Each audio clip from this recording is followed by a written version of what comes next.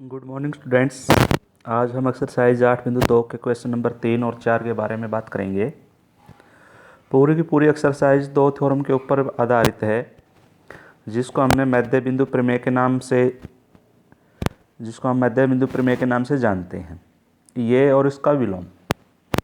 जैसे त्रिभुज हमारे पास ए बी सी, अगर ई और एफ, ई ए बी का, एफ ए सी के मध्य बिंदु है, ये ई ए बी का मध्य बिंदु है, एफ ए सी का मध्य बिंदु है, तब हमारी भुजा ए ई एफ, ये भुजा ई एफ इसके समानांतर होगी बी सी, ई एफ समानांतर बी सी, और साथ में ई एफ बराबर होगी 1/2 बी सी। ये है, इसका विलोम ये है। अगर ये पहले से ही समानांतर दी हुई है, ई इस ए बी का मध्य बिंदु है, तब 100% एफ ए सी का मध्य बिंदु होगा। ये दो थ्योरम है, वास्तव में एक ही है, एक उसका विलोम है और एक 8.10 और 8.9 के नाम से ये दी गई है। अब हम करते हैं question number 3, exercise 8.2। Question number 3 में दिया गया है कि ए बी सी डी एक आयत है। आप आयत बना लीजिए ए बी सी डी, जिसके अंदर पी क्यू आर एस क्रम से A B B C C D और डी ए के मध्य बिंदु है। ए बी का मध्य बिंदु दे रखा है पी, बी सी का मध्य बिंदु दे रखा है क्यू, सी डी का मध्य बिंदु दे रखा है आर, डी ए का मध्य बिंदु है एस।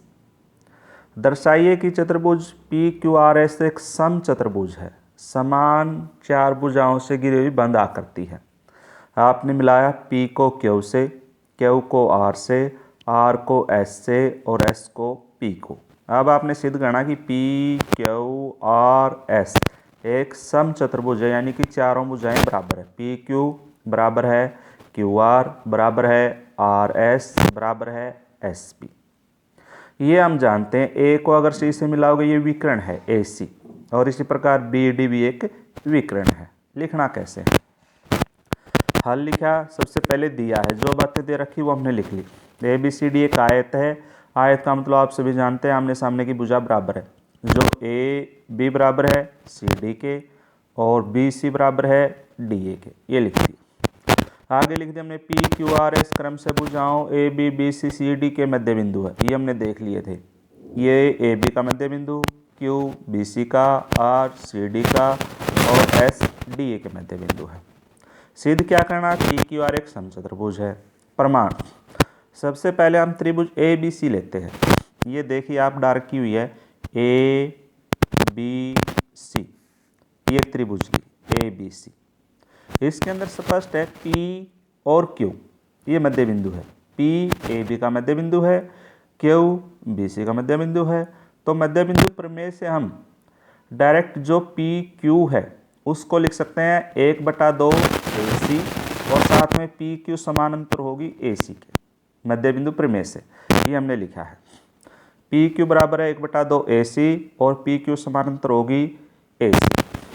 इसी प्रकार से अगर हम ऊपर वाली त्रिभुज लेते ए सी डी, ये त्रिभुज लेते ए सी डी, ऊपर वाली त्रिभुज, तब हम ये कह सकते थे कि एस आर, ये भुजा बराबर होगी 1/2 ए सी और एस आर समानांतर होगी ए सी। एस आर 1/2 ए सी के बराबर है, पी क्यू ये भी 1/2 ए सी के बराबर है। अगर दोनों 1/2 AC के बराबर है तो इसका मतलब दोनों बराबर हुई, बराबर भी हुई, समानांतर भी हुई। इसी को हमने ऐसे लिख दिया, S R 1/2 AC, S R समानांतर AC। तो इससे हम ये कह सकते हैं 1 नंबर पॉइंट से 2 नंबर पॉइंट से पी क्यू बराबर होगी एस आर और साथ में समानांतर भी होगी। यही बात हम ऐसे भी सिद्ध कर सकते हैं।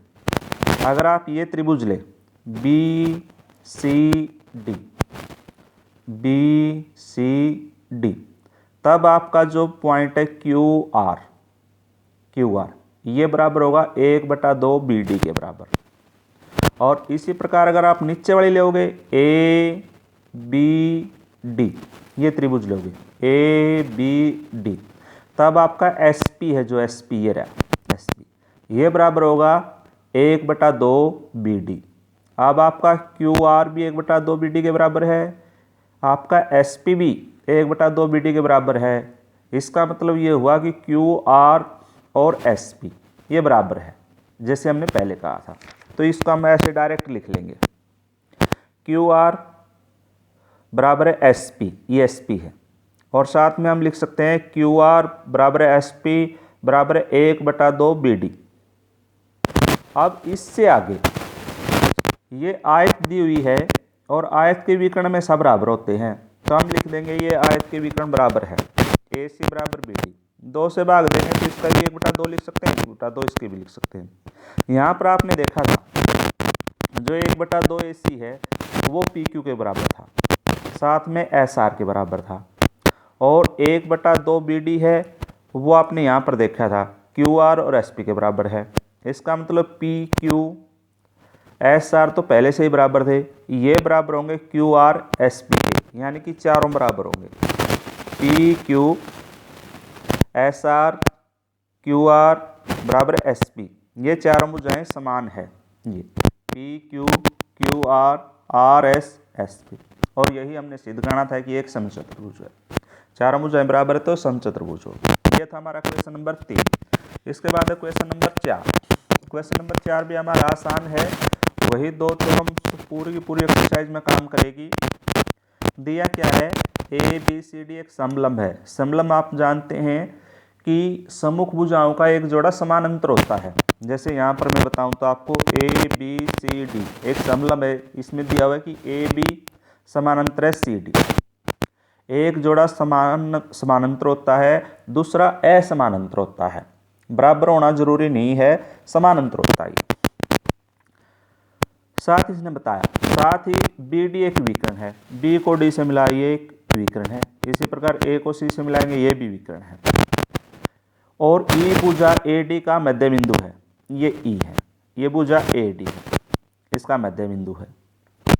ई से होकर जाने पर एक रेखा ए बी के समांतर खींची गई है। यहाँ से इस प्रकार ई एफ एक रेखाखंड खींचा गया, ई से एफ, ये ए बी के समानांतर है और ए बी सी डी के समानांतर है। आप कह सकते हैं कि ए बी समानांतर है ई एफ, समानांतर है सी डी, तीनों समानांतर है, ये निशान लगाए हुए हैं, समानांतर के निशान है। जो बी सी को एफ पर प्रतिच्छेद करता है, ये एफ पर प्रतिच्छेद करता है। आपने सिद्ध करना है कि एफ बिंदु है जो बी सी का मध्य बिंदु है, ये एफ बिंदु है बी सी का मध्य बिंदु है। बिल्कुल आसान है, समलंब दी हुई है ए बी सी डी, ये ए बी भुजा सी डी के समानांतर है, और बीच में से ने कह दिया था कि ई एफ समानांतर ए बी, अगर ये ए बी के समानांतर होगी तो सी डी के समानांतर भी होगी। आप यहाँ पर स्पष्ट देखिए ए बी डी, ये एक त्रिभुज बनी ए बी डी, और इसमें ये भुजा इसके समानांतर है और ये मध्य बिंदु है, तो ये है मध्य बिंदु विलोम है, जो मध्य बिंदु विलोम प्रमेय है, जो 8 बिंदु 10 थी हमारी, जो मध्य बिंदु प्रमेय दे रखी है उसका विलोम उल्टा, पहले ही समानांतर दी हुई है भुजाएं, ये मध्य बिंदु है, तो ओ भी हमारा मध्य बिंदु होगा, ओ हमारा मध्य बिंदु होगा। अगर ओ हमारा मध्य बिंदु है तब हम ये त्रिभुज ले बी सी डी, ये मध्य बिंदु है, ये भुजा इसके समानांतर है, ओ मध्य बिंदु है, ये भुजा हमारे समानांतर है, तो मध्य बिंदु विलोम थ्योरम से प्रमेय से एफ है हमारा बी सी का मध्य बिंदु होगा। यही बात हमने सिद्ध करनी थी, ये सारी बातें हमने ऐसे लिख दी। दिया है जो बातें दे रखी है वो यहाँ पर लिख दी, जो सिद्ध करना है एफ भुजा बी सी का मध्य बिंदु यहाँ पर लिख दिया। प्रमाण, सबसे पहले त्रिभुज ए बी डी ले लेंगे, उसमें ई भुजा ए डी का मध्य बिंदु दे रखा है, ए बी समांतर ई एफ दे रखा है, पूरी ई एफ कह लीजिए या ई ओ कह लीजिए, इसमें कोई फर्क नहीं। तो 8 बिंदु 10 जो प्रमेय है मध्य बिंदु के विलोम से हमारी ओ बी डी का मध्य बिंदु होगा, ये ओ है, ये इस बी डी का मध्य बिंदु होगा। अब ये त्रिभुज ले लेंगे हम, जो हमारी बी सी डी ये दे रखा है मध्य बिंदु, ये इसके समानांतर है, तो एफ भी उसका मध्य बिंदु होगा। यही बातें हमने यहाँ पर लिखी है।